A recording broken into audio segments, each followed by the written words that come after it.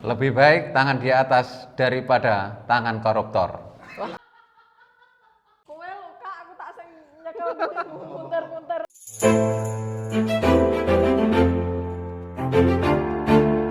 Halo kawan Apip, kembali lagi dengan saya Rosi di Kibas Canda. Kita bahas secara mendalam.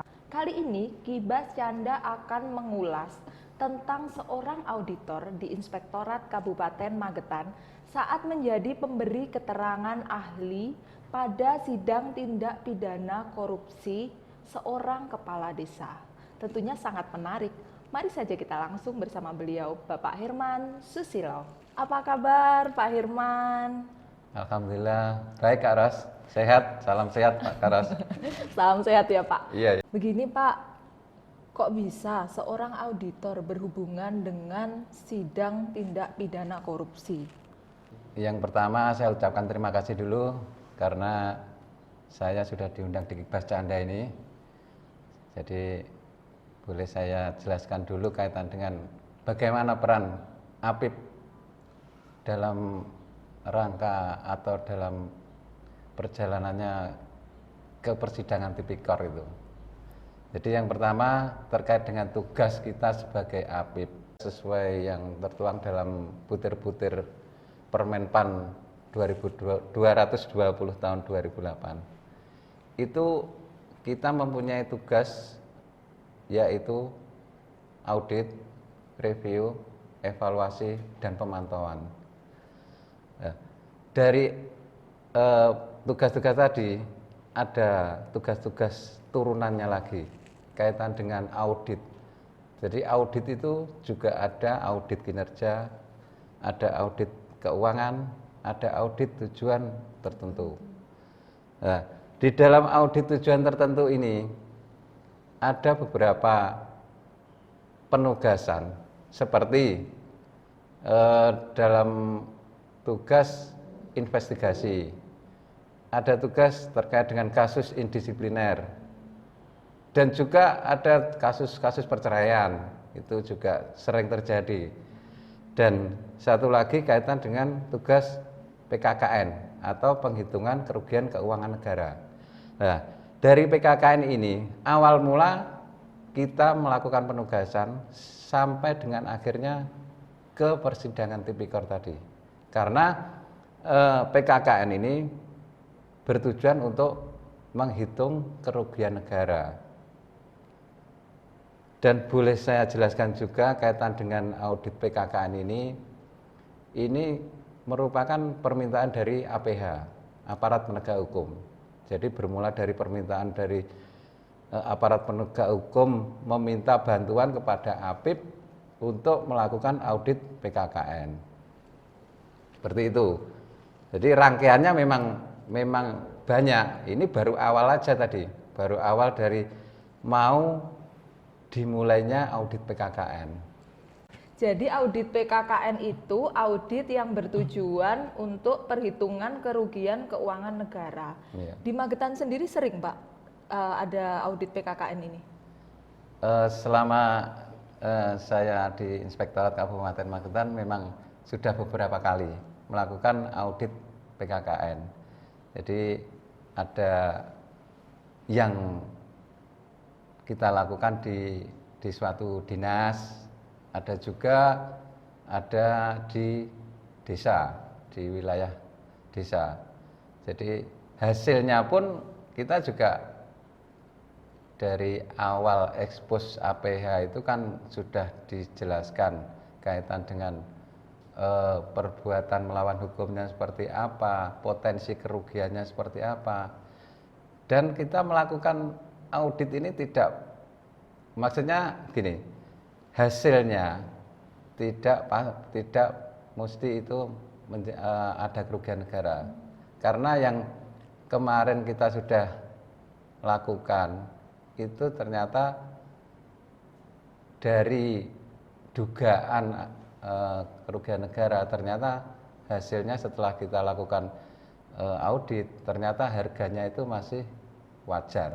Kalau harganya wajar, hasil audit kita menyimpulkan bahwa tidak ada kerugian negara, sehingga prosesnya ini tidak dilanjutkan ke pengadilan tipikor, sudah berhenti di pihak APH.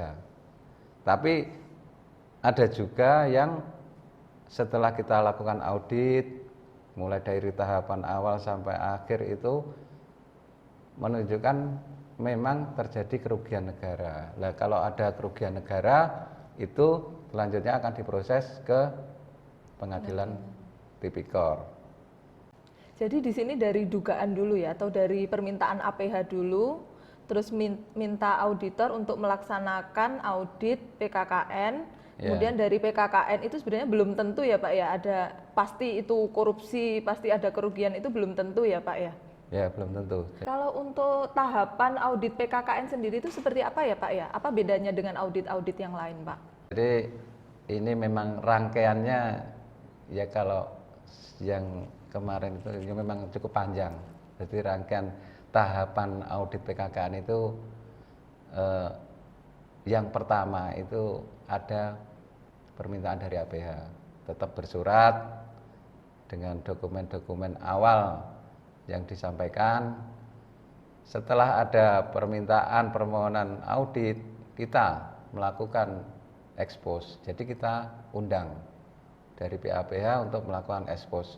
Expose ini bertujuan untuk memberikan penjelasan kaitan dengan materi atau dugaan kerugian negara itu, termasuk perbuatan melawan hukumnya seperti apa, aturan-aturan apa yang dilanggar sehingga menimbulkan kerugian negara.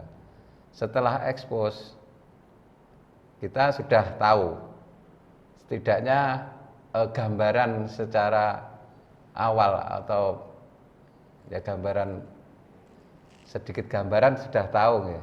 Jadi kita sudah selanjutnya melakukan audit dengan diawali dari surat tugas inspektur.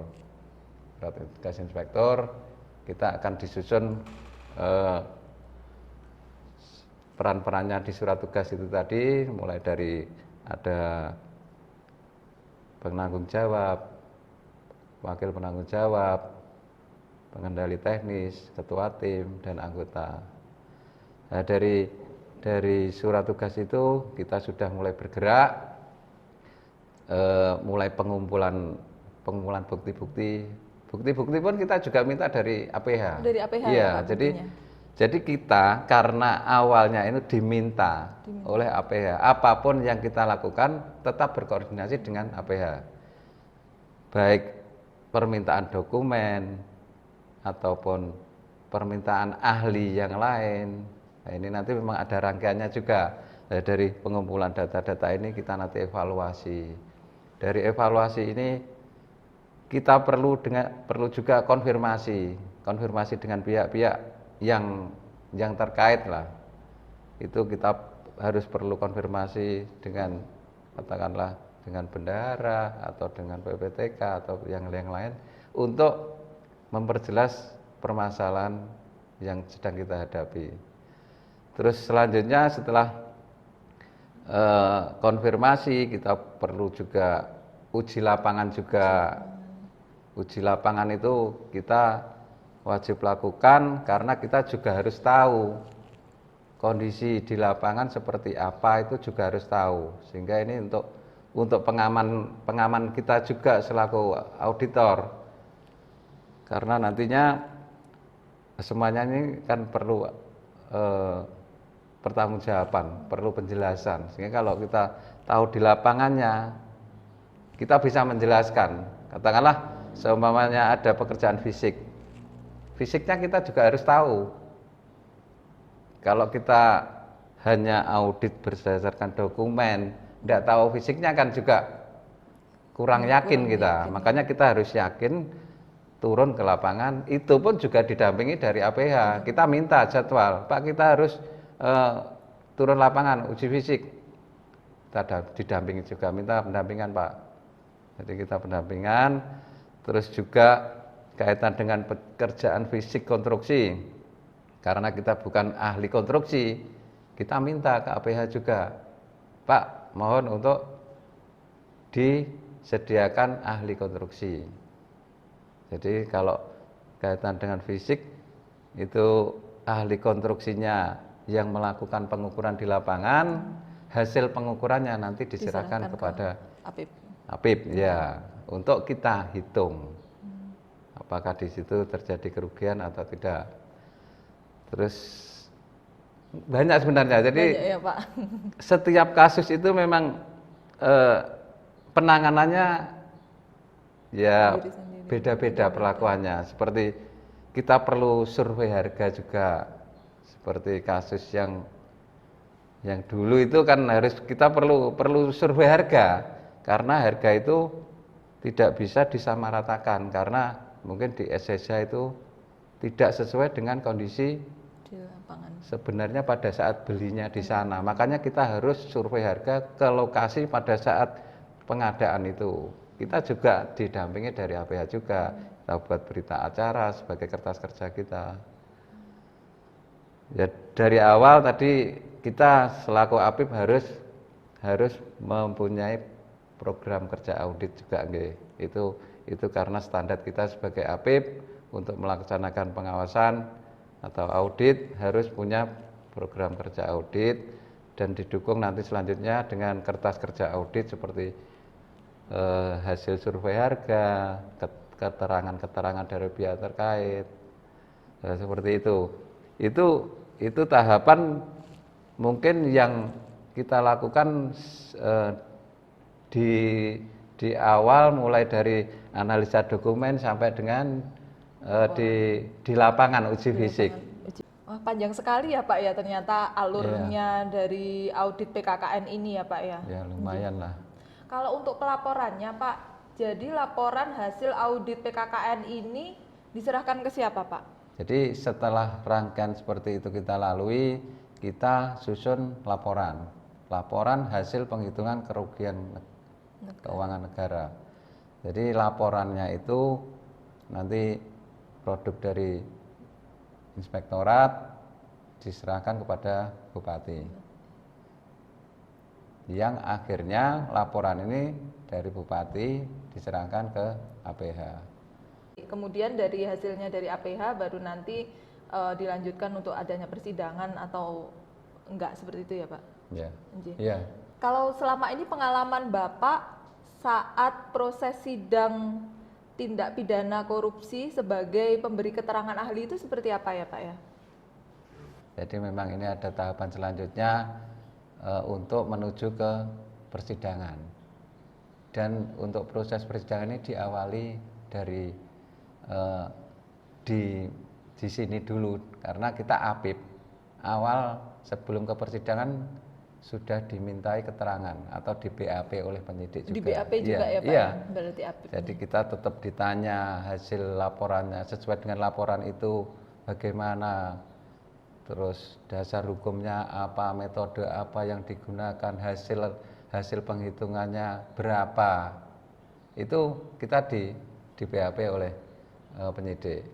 Nah, setelah proses permintaan keterangan oleh APH tadi, kita dijadwalkan untuk menghadiri sidang di Tipikor. Surabaya. Di Surabaya ya. Pak. Kebetulan kemarin itu di Surabaya, jadi ada surat. Pertama ada surat dari APH memberitahukan bahwa pada tanggal ini akan dilakukan persidangan dengan agenda pemberian keterangan ahli. Jadi kita hanya diberikan surat kaitan dengan agenda pemberian keterangan ahli. Meskipun sebenarnya proses persidangan kan mulai dari awal itu ada pembacaan dakwaan, keterangan saksi. Nah, kita hanya pada saat pemberian keterangan ahli itu. Waktu itu kalau tidak salah kasus seorang kepala desa itu ya Pak ya. Gimana Pak ceritanya waktu itu Pak? Oke, jadi memang betul yang Mbak Ros sampaikan tadi, pada saat kita memberikan keterangan ahli itu terkait dengan perkara dugaan kerugian keuangan negara pada salah satu desa di Kabupaten Magetan dengan terdakwa kepala desanya. Jadi proses persidangan di sana.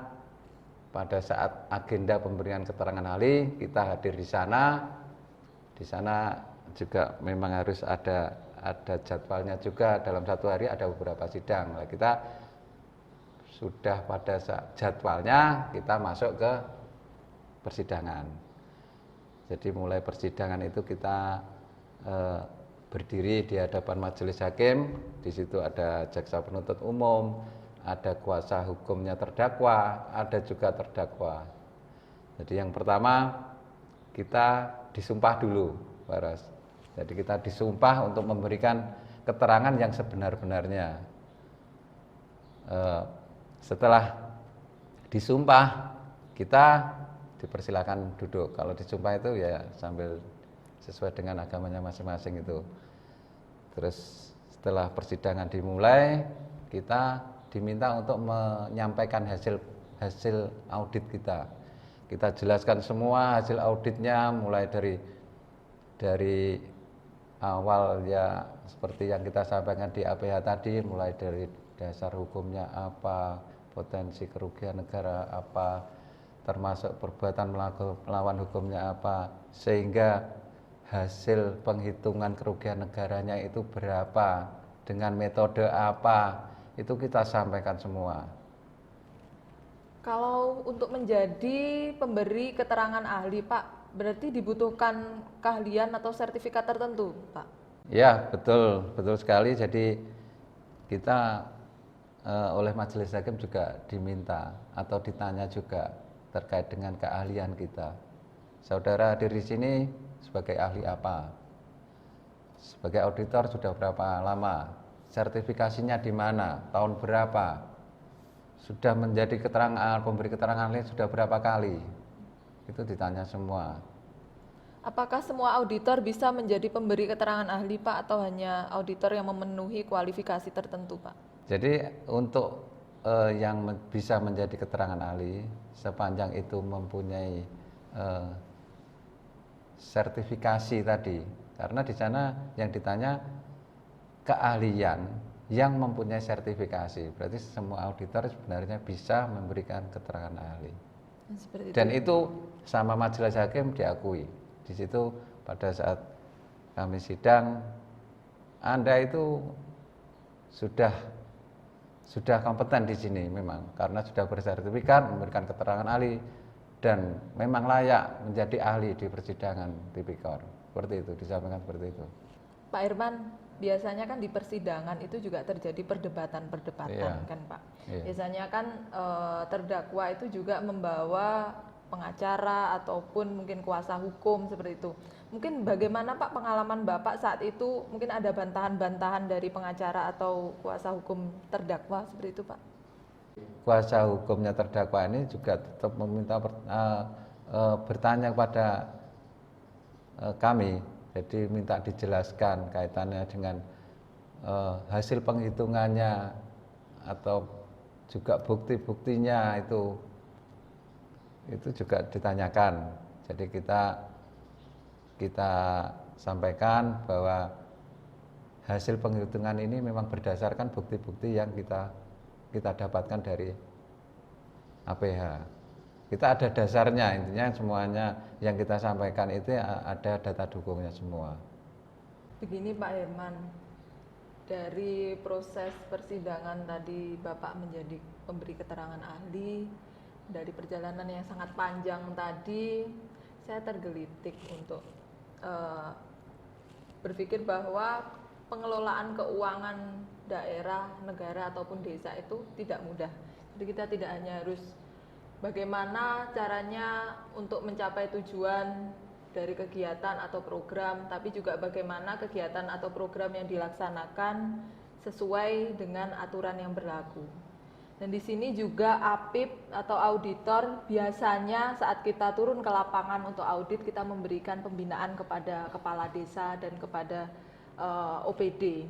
Tapi saat kita bertemu di sidang ya Pak ya, dalam posisi yang berbeda, tidak membina tapi malah menghitung kerugian negara atau kerugian daerah tadi Pak. Bagaimana perasaan Bapak mungkin Pak di sini saat biasanya membina kita bertemu dalam kondisi dan suasana yang baik, kemudian pada saat persidangan kita malah di posisi yang mungkin berbeda dengan biasanya, seperti itu Pak. Baik, jadi untuk tugas-tugas kita itu sebenarnya kan memberikan pembinaan sebenarnya. Jadi pembinaan, pengawasan. Jadi dalam rangka tata kelola keuangan desa itu harus dilaksanakan sesuai dengan aturan sehingga tidak ada ketentuan yang dilanggar, bahkan sampai dengan adanya kerugian keuangan negara itu sebenarnya kita tidak harapkan seperti itu karena kita selaku pembina. Tapi mungkin karena ini kesalahan dari beberapa atau salah satu perangkat desa, kita di sini bertemu bukan lagi sebagai pembina di sini. Jadi kami selaku APIP di sini sudah menjalankan tugas kita selaku pemberi keterangan ahli, harus memberikan keterangan secara profesional hasil dari audit PKKN kita tadi. Ya jadi akhirnya memang terpaksa kita harus ketemu di persidangan tipikor seperti ini. Kemudian dari pengalaman Pak Herman, apa lesson learn yang bisa dipetik oleh kawan-kawan APIP dan pemerintah daerah serta pemerintah desa terkait dengan pengelolaan keuangan daerah itu Pak? Oke, untuk pesan-pesan kepada kawan-kawan APIP. Jadi di sini apabila menjadi keterangan ahli itu memang harus cermat, harus teliti. Jangan sampai hasil audit kita ada celah. Jadi celah itu yang nantinya bisa berdampak kepada kita sebagai auditor tadi.